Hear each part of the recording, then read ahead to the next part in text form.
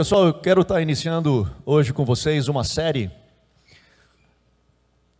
Política e Fé.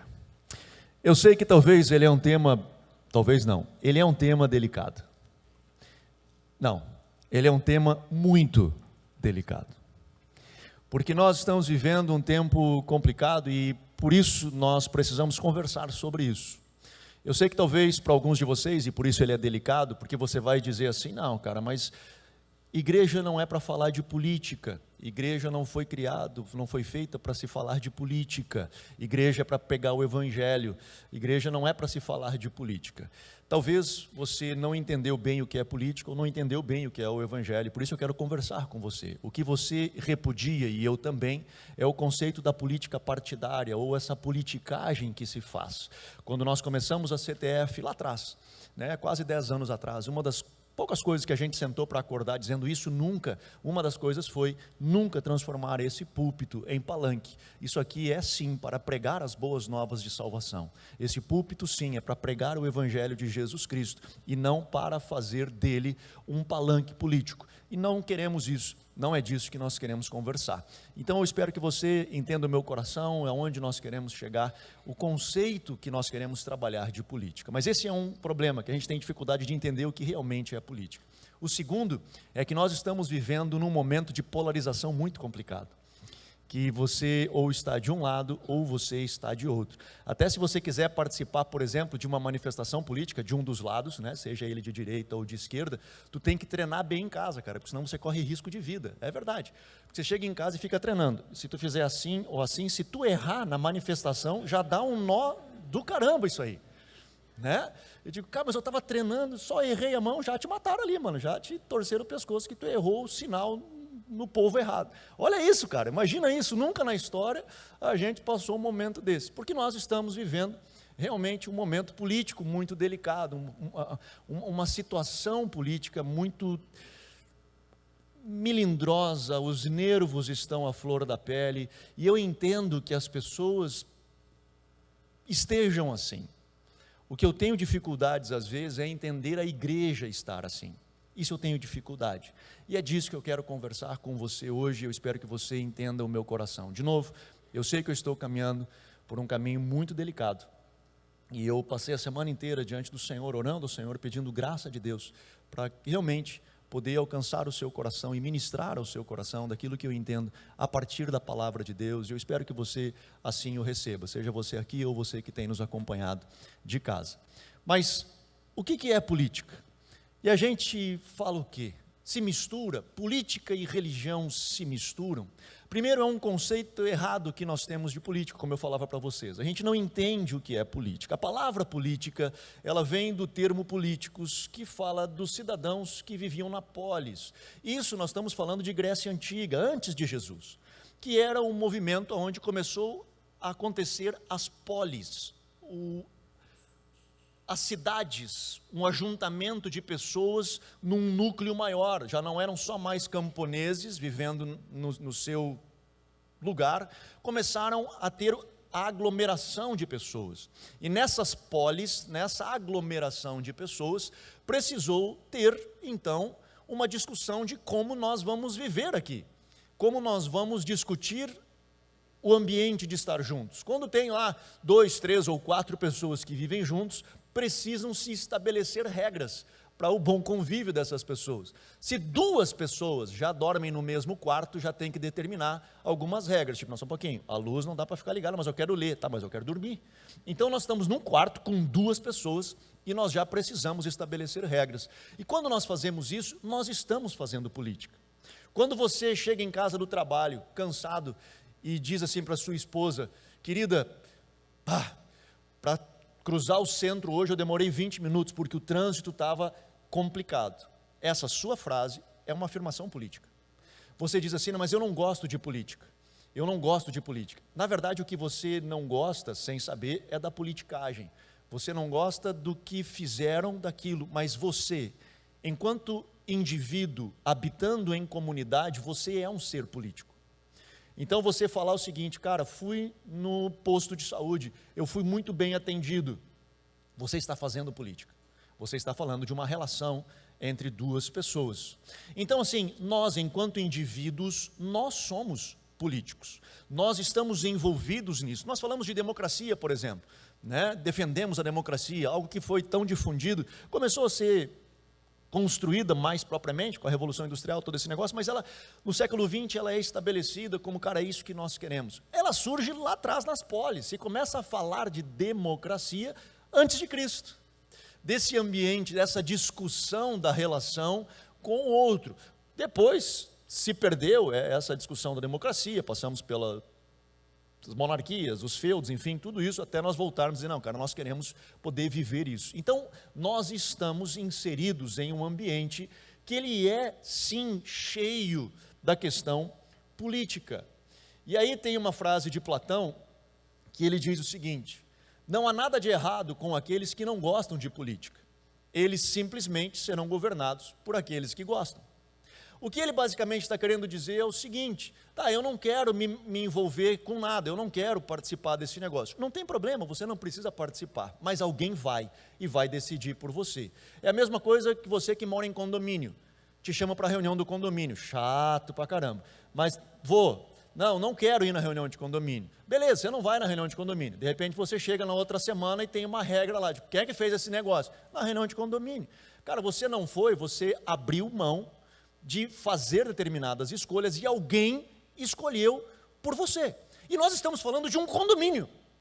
Isso acontece numa cidade, isso acontece num estado, isso acontece em uma nação, é a mesma lógica. Então, quando eu abro mão de fazer determinadas escolhas, eu estou delegando alguém a fazer essa escolha por mim. E eles vão fazer como bem lhes parece. E todas as vezes que nós abrimos mão disso, isso foi ruim, não foi saudável, não foi bom. Olha que interessante, a Bíblia, o contexto de Cristo, ele veio num ambiente interessante. Cristo, ele surge num contexto de uma relação tensa entre judeus e o Império Romano. Eu não sei se você conhece um pouco da história, me permita, eu não quero ser muito didático, professoral hoje, mas eu preciso. Então, vamos construir um conceito. Mas o Império Romano, ele era um império que ele vinha num contexto de domínio. E esse domínio não era só domínio territorial, ele vinha num contexto de domínio cultural. Os gregos, alguns impérios antes, um império antes, ele espalha a sua cultura. A cultura grega era muito difundida, o idioma grego era tipo o inglês hoje, ele era difundido no mundo. Roma cresce, toma conta e começa a crescer o seu império. Mas Roma, ela não, quando chegava num lugar, ela não chegava só para dominar a terra e extrair da terra, ela vinha com a cultura, ela vinha, por exemplo, com os seus artistas, ela vinha com os seus magistrados, ela vinha com os seus políticos, ela vinha com a sua religião, e a religião de Roma, o Deus de Roma era o imperador César. Ele se autoproclamou o Deus de Roma. Então o Ave César era a adoração que se tinha ao imperador, se fazia uma adoração ao imperador. Roma teve dificuldades com os judeus, porque a cultura religiosa de Israel era muito forte. A fé judaica era muito forte, e eles tinham um conflito. Então os judeus conseguiram manter a sua fé, e os romanos tiveram que respeitar isso. É interessante, talvez você não saiba, mas quando chegava um líder romano numa determinada cidade, com toda a sua equipe, não só um general de guerra, mas ele vinha com os magistrados, com os professores, com os filósofos, com os músicos, com os artistas, enfim, trazendo a cultura grega. Esse líder romano era chamado de apóstolo.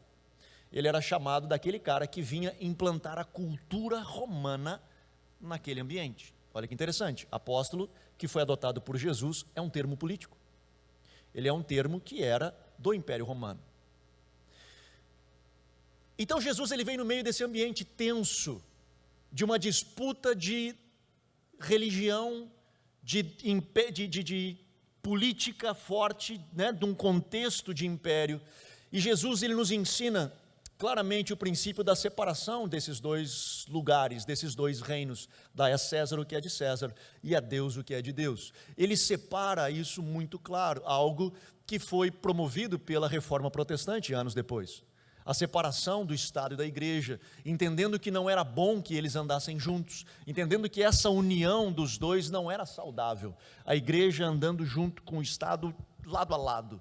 Não era bom, ele separa isso.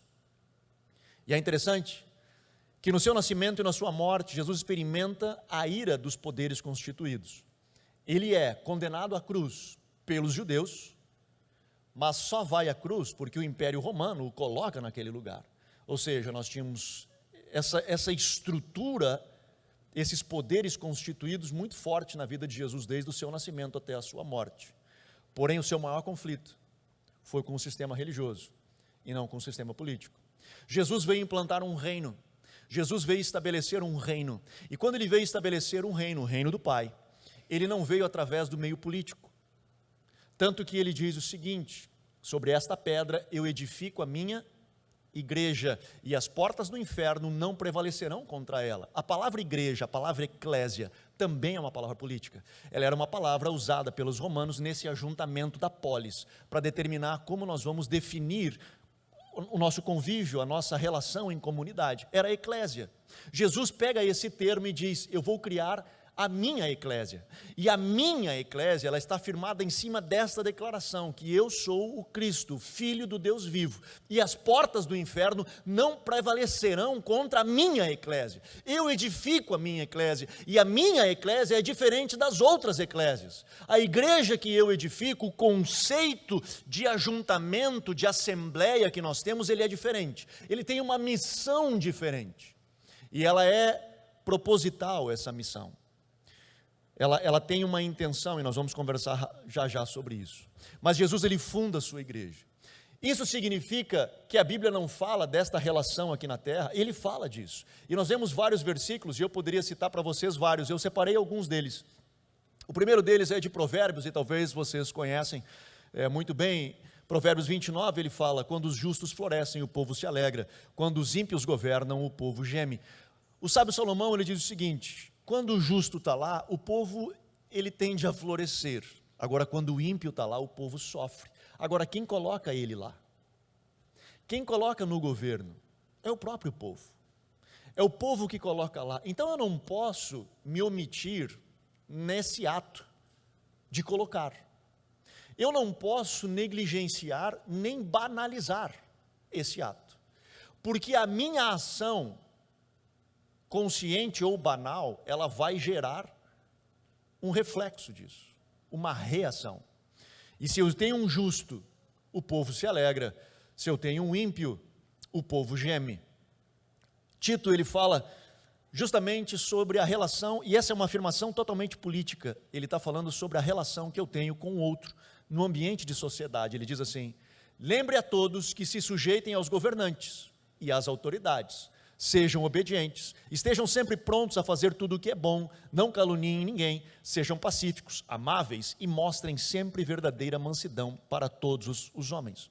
Isso é relacionamento, isso é política. A relação com as autoridades e a minha relação com o outro. E ele mostra como a igreja faz isso. Ela faz isso de forma pacífica, de forma amável, com verdadeira mansidão. Esse é o papel da igreja. Se existe alguém que precisa representar passividade, não caluniar, em outras palavras, não passar fake news, sejam pacíficos, amáveis e mostrar verdadeira mansidão, é a igreja. A igreja vive assim, a igreja se expressa assim com todos os homens. Ele segue dizendo: o governante sem discernimento aumenta as opressões, mas os que odeiam o ganho desonesto prolongarão o seu governo. Provérbios descreve acerca dos governantes. Nós vemos o livro de Levítico. O livro de Levítico é um livro de leis, de convívio, é política.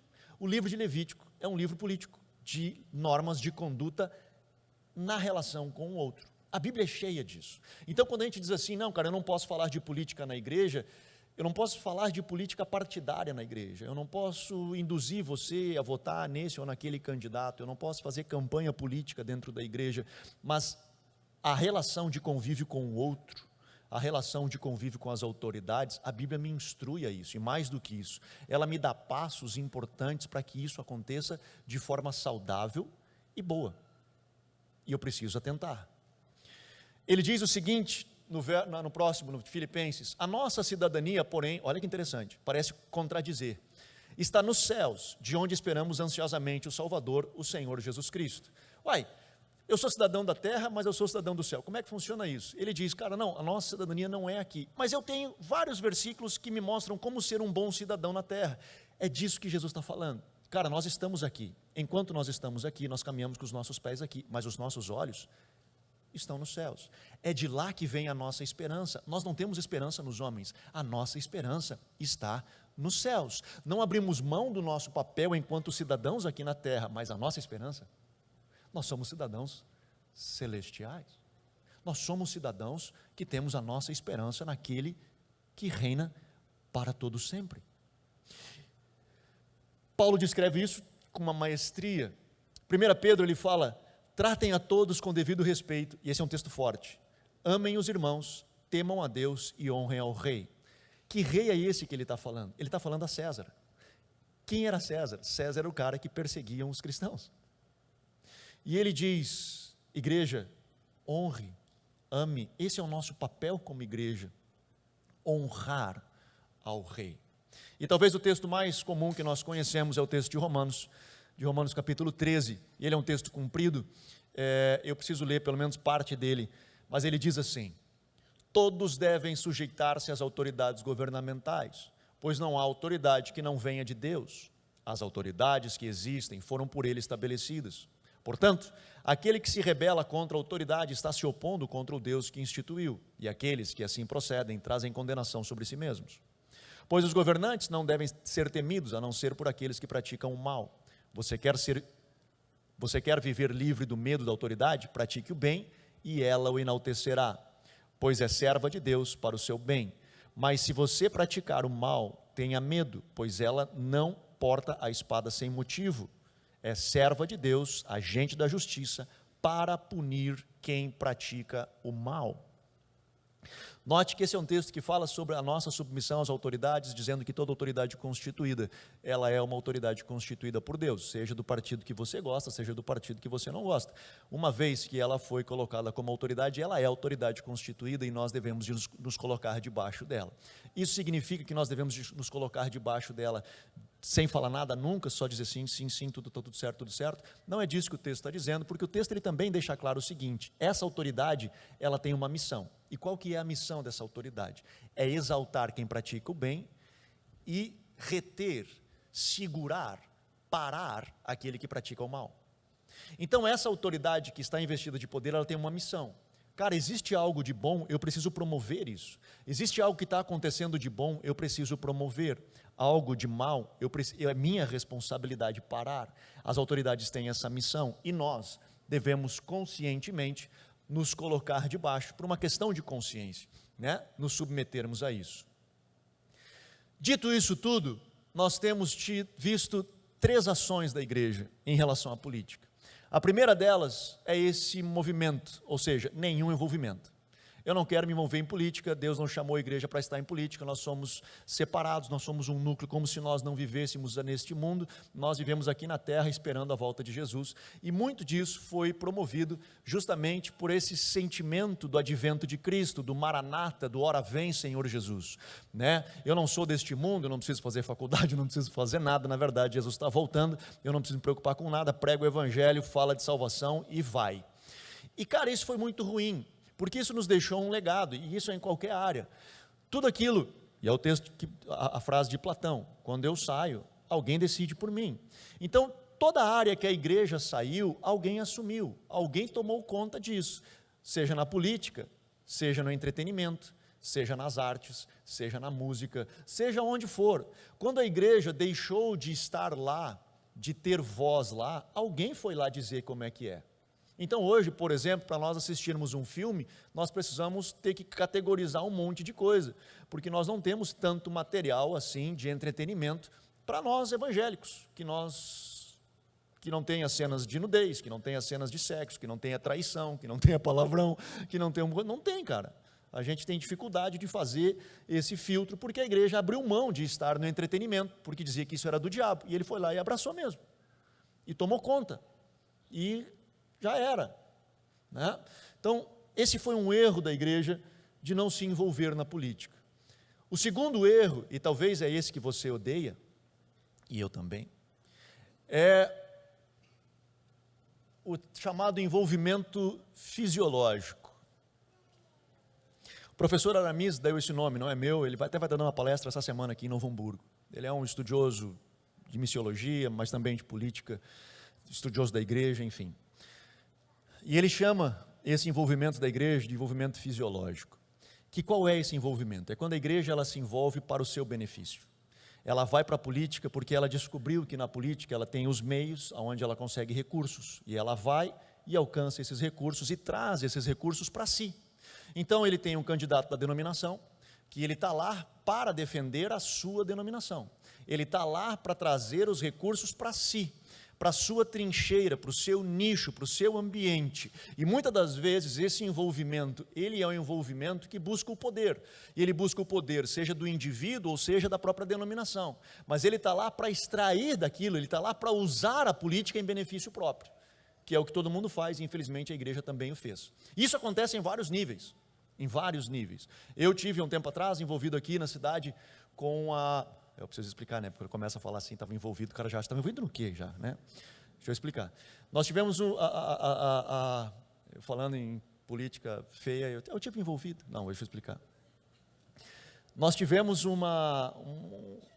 a prefeitura acabou fechando algumas igrejas, e por falta de alvará, enfim, o cumprimento de algumas coisas, eu acabei envolvido para ajudar a resolver isso. Ainda que a nossa não foi fechada, estava tudo certinho. Mas alguns pastores amigos tiveram a sua igreja fechada, me chamou e disse, Anderson, pode me ajudar nisso? E eu fui. E fui conversar, e aí chamamos os pastores, eu me comprometi, chamei todos os pastores da cidade, ou aqueles que quiseram. Fizemos uma reunião, nós tínhamos uns 60 pastores, fizemos aqui na igreja até. Tinha uns 60 pastores, chamei empresários que faz coisa de bombeiro, para dar desconto, para os pastores poderem organizar, deixar tudo arrumadinho, para organizar tudo certinho. E aí, conversando com alguns pastores, eu digo, cara, precisamos botar o alvará, precisamos conseguir organizar esse troço. Não, mas eu não consigo botar. Eu digo, por que não? Porque a prefeitura não me dá. E por que ela não me dá? É porque eu estou numa área verde. Eu fico pensando, o que você está fazendo lá? Área verde é para ter árvore. O nome já diz, área verde. Não é para ter igreja lá. É para ter árvore, no máximo uma praça. Para quem? Para polis, para a galera que habita ali. A cidade determinou que aquela área não pode ter construção, ela não pode ter construção, ali é uma área verde, foi destinada a uma praça, foi destinada a um parque, foi destinada a árvore, qualquer coisa, mas não uma igreja. O que a igreja está fazendo lá? Ela tinha um vereador, ela tinha não sei quem, que tinha acesso a sei lá onde, que foi lá e em nome de pregar o evangelho, em nome de fazer algo bom, colocou uma igreja lá. Aí a gente não sabe muitas das vezes porque a polis nos odeia, porque nós fizemos essas coisas, esse tipo de coisa, e ainda fazemos isso em nome de Deus. É mesmo, eu me indigno com essas coisas. É que nem o cara que picha Jesus te ama num prédio. O cara comete um crime, né, que é danificar um prédio público para pregar o evangelho. Não faz sentido isso. Mas nós temos isso, de pessoas que elas vão nesse rumo, porque elas entraram no envolvimento, entenderam que aquilo, cara, eu tenho benefício com isso, e eu vou lá extrair daquilo o maior benefício que eu tenho. Isso é danoso, isso é podre, isso é nojento, e não é legal, e a igreja fez. O segundo envolvimento, o terceiro envolvimento, um não tem envolvimento, né? Mas o segundo envolvimento que a igreja tem, é o envolvimento ideológico, e este ele é igualmente danoso. Qual que é esse? É quando eu faço daquele personagem o representante daquilo que eu acredito. Quando eu personifico um ideal. Quando eu olho para determinado candidato e digo assim, aquele cara representa o que eu acredito. Então, ele não é o meu candidato, ele é o meu salvador da pátria. Ele carrega, só ele é o representante dos céus na terra. E eu não sei se você se deu conta disso, mas as duas correntes, elas têm feito exatamente isso. Os dois lados têm colocado o seu candidato como sendo o cara para resolver. O que está fora, os seus seguidores dizem, não, tem que voltar porque você é o nosso salvador, não precisamos que você volte. Os seguidores do que estão dizem, você não pode sair porque nós precisamos que você fique, senão você sair vai dar um problema. E colocam nele a sua esperança. Esse é um problema enorme, eu vou lhe explicar por quê. Porque quando nós personificamos uma ideologia, quando nós colocamos um ideal em uma pessoa, e essa pessoa vai numa posição e está lá representando o nosso ideal, ele não pode errar. Porque se ele cai, não é ele que cai, é tudo aquilo que eu acredito que cai junto. E sabe o que acontece? Não importa o que ele faça, ele vai fazer as cacas que ele fizer, a gente sempre vai achar uma resposta para justificar o que ele fez. Não, mas ele fez isso por causa daquilo. E não, mas eu não sei o quê. Não. Não, cara, ele errou. E errou, por quê? Porque ele erra. E pessoas erram. E vão errar. E qualquer um que estiver lá vai errar. Só que, cara, quando nós temos envolvimento ideológico, as pessoas estão cegas. Elas têm dificuldade. E aí é o seguinte, se você fazer uma crítica, tu já é taxado. Estava na rádio um dia falando de política e eu fiz uma crítica ao presidente. Eu achei que o presidente errou, não lembro nem o que era. Eu achei, cara, eu acho que o presidente Bolsonaro, acho que o presidente errou nisso. Comentário, né, no chat do WhatsApp da rádio. Comunista.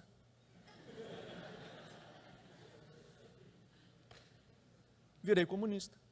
Não, cara, eu só acho que ele errou. Não, mas ele não pode errar. Por quê? Porque ele é o meu Deus.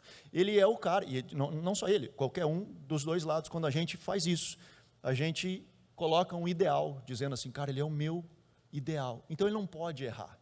Ele não pode errar. Eu projetei nele o meu sonho.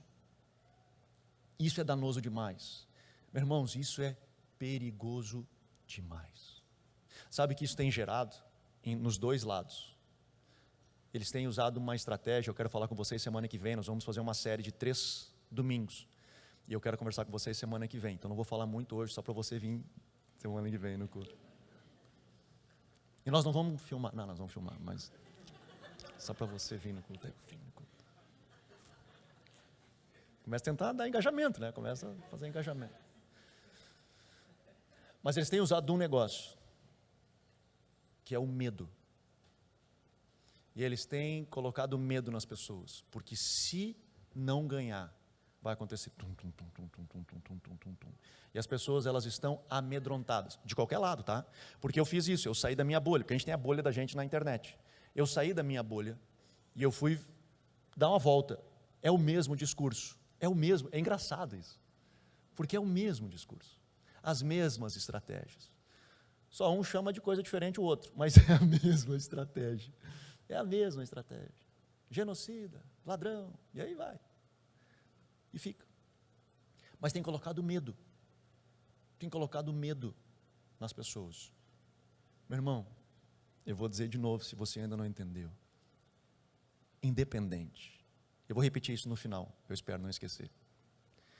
Mas independente de quem ganhar, seja um ou seja outro, a igreja, ela não vai parar, porque o cabeça da igreja é Cristo. A igreja cresceu. Eu combinei. Eu pedi com a minha família, senta na frente, puxa quando der alguma. Continua, foi top, continua. A igreja mais cresceu quando ela estava sendo perseguida pelo poder religioso dos judeus e pelo poder político de Roma. Ela para de crescer quando a igreja ela é institucionalizada e passa a fazer parte do governo, andar lado a lado com o governo. A igreja que antes não podia ter templo e se reunia em catacumbas e crescia e matavam cristãos e era semente de avivamento, de repente os templos eram patrocinados pelo poder público. E aquela explosão da igreja, ela para. Porque ela institucionalizou. Então, eu quero semana que vem conversar mais sobre isso com você. De tentar incentivá-lo a confiar de fato no Senhor. Que a nossa esperança, ela vem do Senhor. Nós temos o nosso papel, e eu quero conversar com vocês sobre isso agora. Mas, e agora, cara, o que a gente faz? Nós temos 2 extremos. Um é a omissão, onde a igreja abre mão de tudo. E outra é uma ideia que tem se tentado divulgar dentro do envolvimento ideológico, que é o domínio da igreja, exercer domínio sobre, aonde tu vem e tu exerce domínio, porque está crescendo outros movimentos, então eu preciso exercer domínio sobre essas coisas. Mano, são extremos que são muito ruins. Nunca na história deu bom esse negócio. Nós tivemos, como eu falava, de Constantino, que estabelece, ele fez várias coisas boas, como trouxe unidade do cristianismo, quando estava, principalmente as ideias de Ário, enfim, o arianismo, lá no início, nos primeiros séculos, ele convoca o concílio de Nicéia, ajuda a estabelecer quem de fato é Cristo, a divindade de Cristo, top, sensacional. Mas essa ideia de institucionalizar a igreja e trazer a igreja junto do Estado não foi muito bom, porque passou esse conceito de, cara, você precisa estabelecer a fé cristã, nós precisamos estabelecer no mundo. Meu irmão, por mais que eu creia que as pessoas, que é o melhor para as pessoas, a fé cristã, eu não posso obrigá-las, eu não posso empurrar a goela abaixo aquilo que é bom para mim. Eu posso anunciar, eu posso pregar, mas se ela não for convencida pelo Espírito Santo, isso não vai acontecer. E essa ideia de implantar domínio foi muito ruim na história. Nós vemos as cruzadas, por exemplo, onde se matava em nome de Deus. Milhares de muçulmanos foram mortos porque tinha que estabelecer o domínio cristão, porque a fé cristã, por mais que eu acredite que ela é top, é o Cristo, a essência do mundo está resumida na fé cristã. Por mais que eu acredite que Cristo é a verdade, eu não posso matar o outro em nome da minha fé. Eu sei que às vezes é difícil a gente olhar lá para trás com os olhos do século 21, tem um bocado de coisa que é difícil de fazer esse conceito, mas cara, isso aconteceu, e isso veio, essa ideia de domínio, ela veio até pouco tempo. Nós vimos, por exemplo, dentro do conceito da Igreja Católica, e quem me falava isso eram os meus professores católicos, eles disseram, cara, nós tivemos algo que foi muito ruim, que foi, por exemplo, a ideia da evangelização dos índios, e a evangelização dos negros, dos escravos, aonde eles eram batizados à força.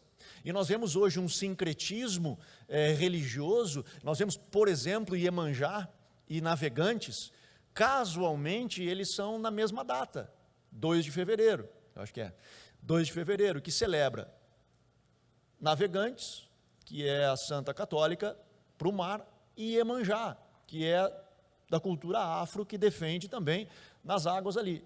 E por que isso aconteceu? Aconteceu o seguinte, que os negros escravos vieram, não, vocês têm que ser batizados, vocês têm que ser cristãos, e empurra a goela abaixo. Os negros, então, tá bom, então nós vamos ser cristãos. Eram escravos, eles não tinham escolha.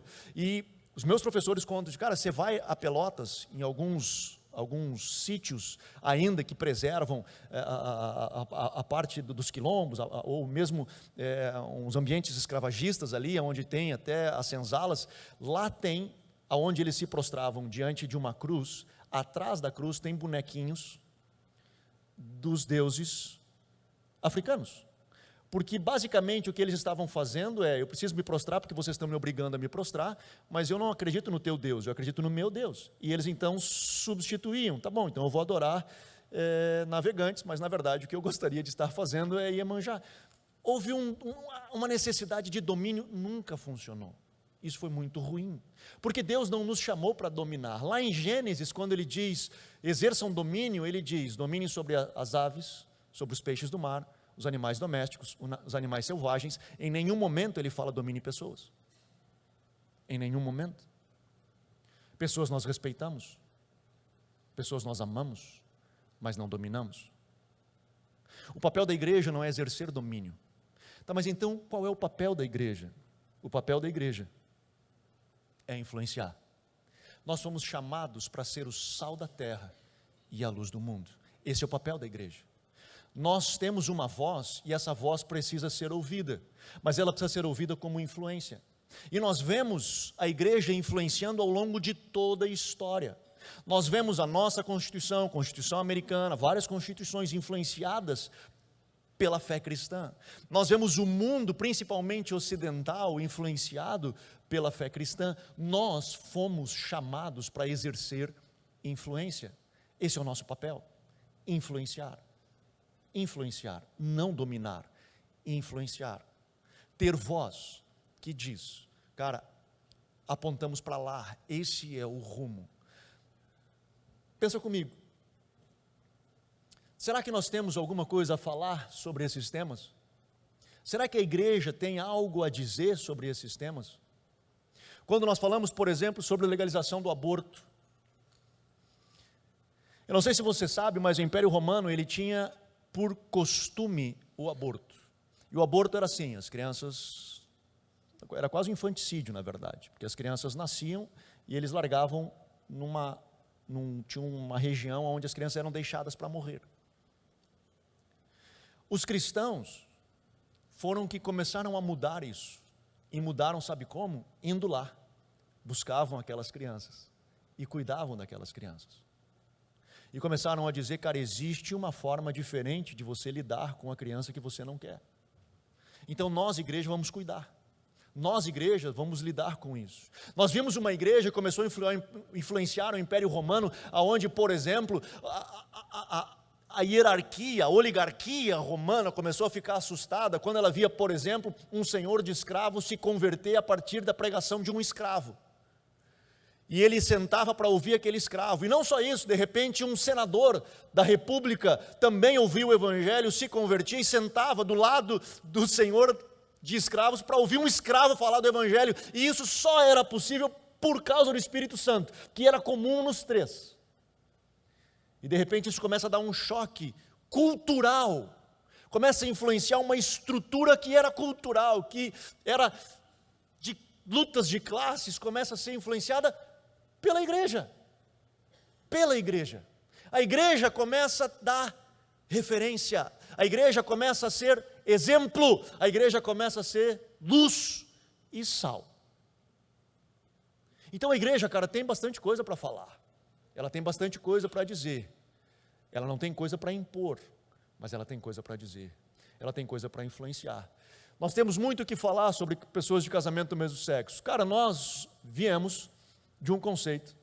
A nossa fé vem de um Deus que sonhou com o casamento, que estabeleceu o casamento e disse assim, cara, casamento é uma constituição divina, foi Deus quem institucionalizou o casamento. Então, cara, nós que buscamos a orientação, aquilo que o Pai tem para falar para cada um de nós, cara, nós temos o que falar sobre isso. Nós temos condições de dizer essas coisas. Sobre casamento polígamo, que estão vendo um bocado disso, né, cara? Nós sabemos isso, nós temos experiência disso, nós podemos ajudar isso, nós podemos dar opinião, porque de repente, cara, nós estamos vendo aí, não, decidimos mudar o limite, né, do consentimento da idade para as pessoas terem relação sexual, e de repente nós estamos vendo legalizado um cara de 40 anos tendo relação sexual com uma criança de 5, e está tudo bem? A igreja tem o que falar, porque sabe por quê? Porque nós lidamos com essas pessoas.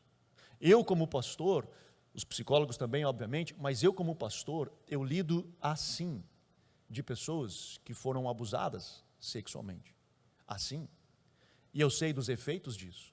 Então como igreja, eu tenho voz, e eu sei o que eu estou dizendo.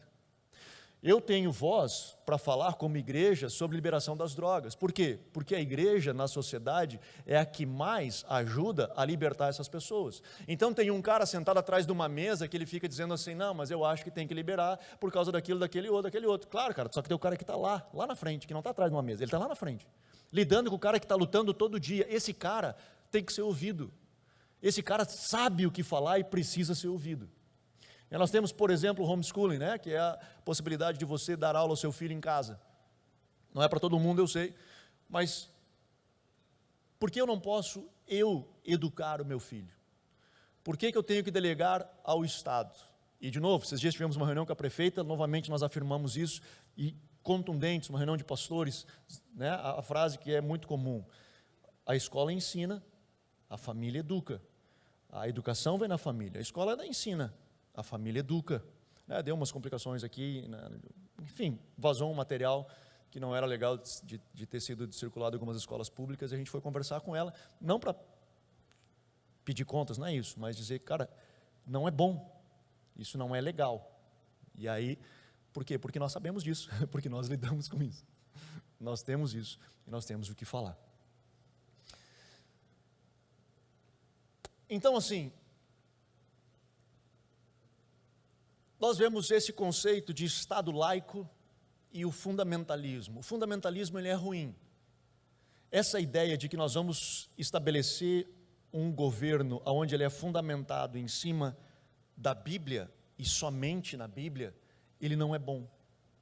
Por que ele não é bom? Porque o governo ele precisa ser para todos, inclusive aqueles que não querem andar na Bíblia, por mais que eu ache que todos deveriam de andar. Mas eu preciso respeitar aquele que assim não quer. De repente nós, quando vamos para um movimento assim, e muitas das vezes nós somos mal interpretados, quando nós dizemos, cara, eu não acho que isso aqui é legal, e nos chamam de fundamentalistas, e nos dizem que nós somos tipo um talibã. Não, não é isso. A gente não quer estabelecer o fundamentalismo muçulmano que, cara, não é isso. E não é bom, seja ele muçulmano, seja cristão, seja o que for. Esse fundamentalismo ele não é legal. Eu sou a favor do Estado laico. Eu sou a favor da laicidade do Estado. Um Estado onde ele é para todos, onde ele dá direito a todos. Então você pode exercer a sua fé cristã se você quiser. Você pode exercer a fé, se você quer crer numa crença de matriz africana, ou o que for, o espiritismo, você é livre, por mais que eu ache que não é bom para você, mas não sou eu quem vou lhe convencer do contrário. É o Espírito de Deus que vai convencer você de que isso não é bom para você. A minha função é pregar e é a função do Espírito lhe convencer. Não é minha função lhe empurrar a goela abaixo, porque senão você vai se prostrar diante do meu Deus e atrás do meu Deus tem o seu Deus. E não adianta. Não funciona assim. Então eu preciso respeitar você. Agora me escute. Dentro da ideia de Estado laico, nós temos princípios, nós temos valores. Quando eu digo o Estado é laico, não significa que é terra de ninguém. Quando eu digo que o Estado é laico, é porque ele não é baseado, a Constituição não é a Bíblia, ou ao Corão, ou o Pentateuco, ou qualquer coisa que seja. Quando eu digo que o Estado é laico, é porque ele tem uma Constituição, e na sua Constituição, por exemplo, o artigo 5º, nos dá a liberdade religiosa, nos dá o direito de ir e vir. Nós temos na Constituição brasileira, e por isso o Estado é laico, e eu sou a favor do Estado laico. A Igreja Protestante, a Reforma Protestante foi a favor dessa distinção, da separação, dando autonomia ao Estado para cuidar da polis, e dando autonomia à Igreja a servir o que ela foi chamada a fazer, que é pregar o Evangelho, é levar a mensagem à restauração das pessoas a partir da remissão dos seus pecados, e ela então ser uma nova criatura a partir de um encontro com o Espírito Santo. Essa é a missão da Igreja. Mas dentro do Estado laico, nós precisamos entender o seguinte: como é que eu vou dizer é ruim matar? Da onde eu tirei que matar é errado? Por que eu não posso, por exemplo, me estressei no trânsito, ultrapassei o cara, tirei a arma, dei 3 tiros na cabeça dele? Eu estava estressado. Por que está errado? Quem disse que está errado? Aonde está escrito isso? Está escrito na Constituição, tu não pode matar. Beleza, mas tiraram da onde isso? Quem disse que isso é errado? Eu preciso colocar os meus pés em alguma coisa. Mesmo que eu defenda o Estado laico, eu vou encontrar algumas referências que me dão suporte. E nós encontramos na palavra algo que diz, cara, matarás? Não, não matarás. Não é bom que você faça assim. Então existem princípios. Quando eu falo de um Estado laico, eu não estou falando de um Estado totalmente deslocado de princípios. Mas eu também não estou falando de um fundamentalismo que é o Evangelho enfiado goela abaixo. Nós precisamos ter referência, nós precisamos ter influência, nós precisamos poder dizer, cara, olha só, isso aqui é bom. Mas nós não vamos exercer domínio, nós não fomos chamados para exercer domínio, nós fomos chamados para influenciar. E nós temos muito o que dizer e precisamos dizer. E nós precisamos dizer, a partir daquilo que nós acreditamos, dos valores que nós acreditamos. Porque, de novo, se eu me abster de votar, ou se eu me abster, dizer, não, cara, eu lavo as minhas mãos, ou eu não quero decidir porque eu não quero sujar as minhas mãos, ou sei lá o que, eu não quero me envolver com isso, eu estou delegando alguém a decidir por mim, e eu tenho conteúdo. Como cristão, eu e você temos conteúdo, nós temos conteúdo, nós só precisamos nos posicionar. Como é que a gente faz isso? Eu quero encerrar com isso, e na verdade é o que eu quero começar semana que vem. Nós estamos vivendo um momento de polarização. Ou você é A ou você é B. E nessa polarização existe uma discussão.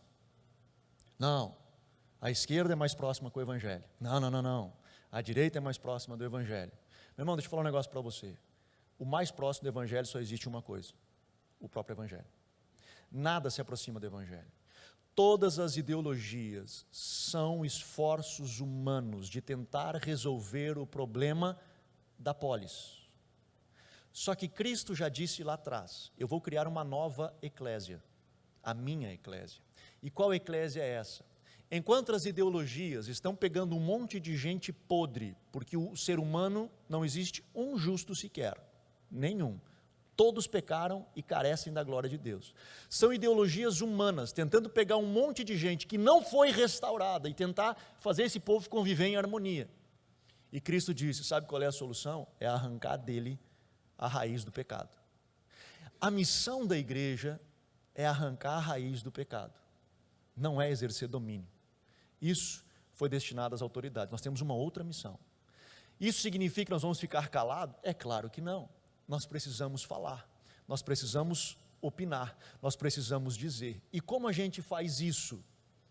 Hoje, eu e você, na maioria, a não ser que você seja algum candidato e tenha a oportunidade de estar lá, nós no voto. Então nós precisamos saber votar. Sabe, igreja, preste atenção, nós temos que parar de acordar domingo de manhã e sair procurando santinho no chão, para saber em quem votar. É sério. Tu acorda de manhã e quem que é mesmo? Puxa vida, o presidente eu até defini, mas o resto, vota quanto? Quem? Cara, a gente tem que parar com esse negócio.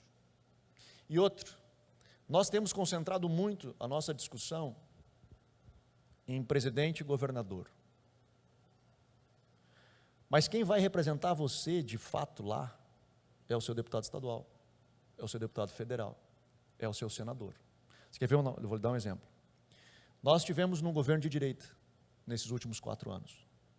No meio de uma pandemia, de repente, o STF, que é um poder judiciário, na caneta ele desautoriza o presidente e ele passa aos governadores.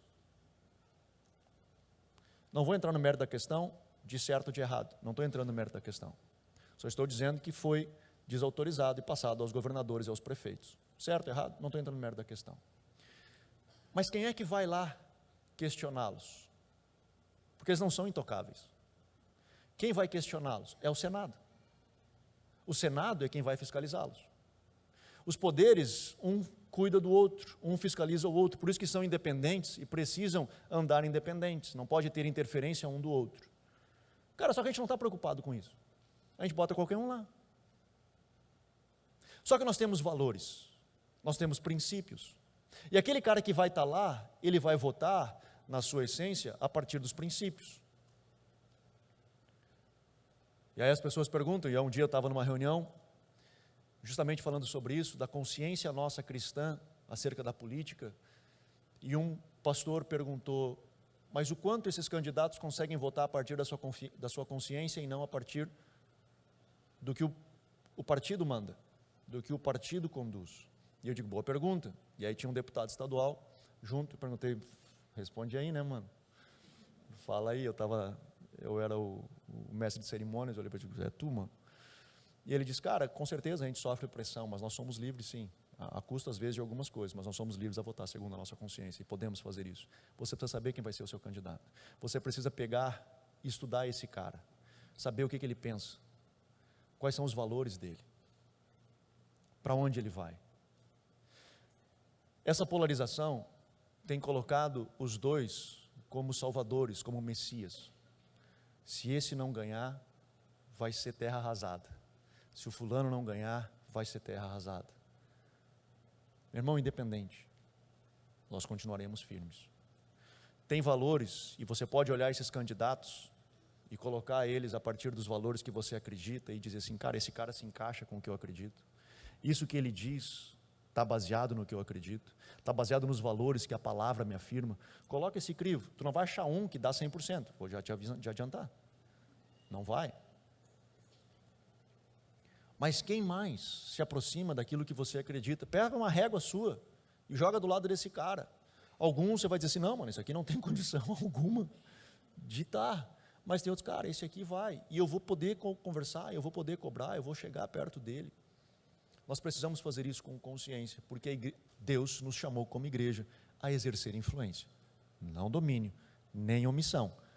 Não podemos ser omissos, nem achar que vamos dominar tudo, mas nós somos influência. Esse é o papel da igreja. Este é o papel da igreja.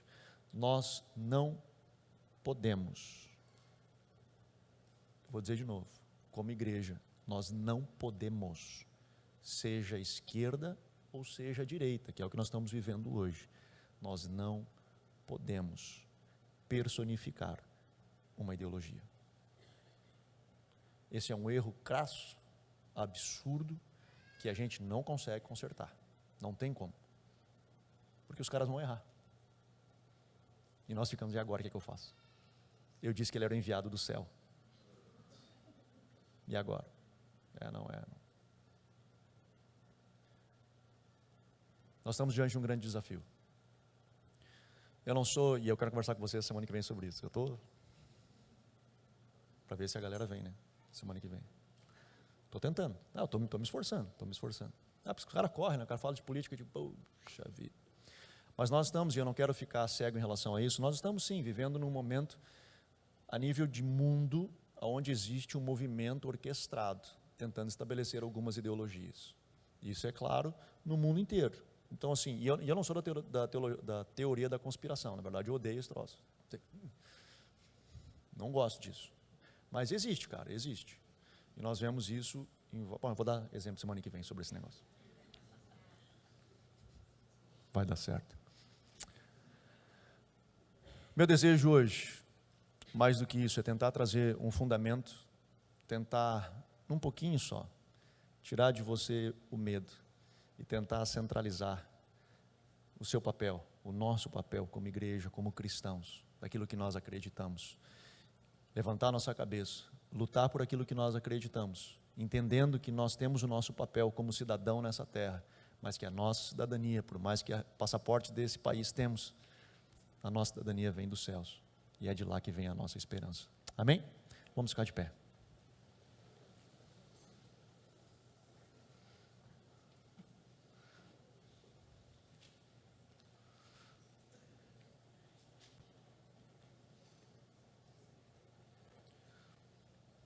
Quero orar com você. Pai, eu oro, Senhor, nessa noite. Eu oro pelos teus filhos, aqueles que aqui estão, os que nos acompanhado pela internet. Senhor, nós estamos com uma missão. Nós temos um papel importante, Senhor, neste ano aqui no Brasil, que são as eleições. Papai, dá-nos graça, dá-nos direção. Senhor, ajuda-nos, Pai, a não sermos omissos no nosso papel, mas correspondermos com o teu Espírito, com a tua vontade. Ajuda-nos, Senhor, a escutarmos a tua voz e nos posicionarmos frente a isso. Pai, fala conosco, nos instrui, nos ajuda. Senhor, que estejamos assim, como temos buscado a tua direção para tantas coisas na nossa vida, que possamos buscar direção. A quem nós vamos votar? Para cada uma, Senhor, das posições. Dá-nos direção, dá-nos direcionamento. Pai, eu abençoo os teus filhos, em nome de Jesus, em nome de Jesus.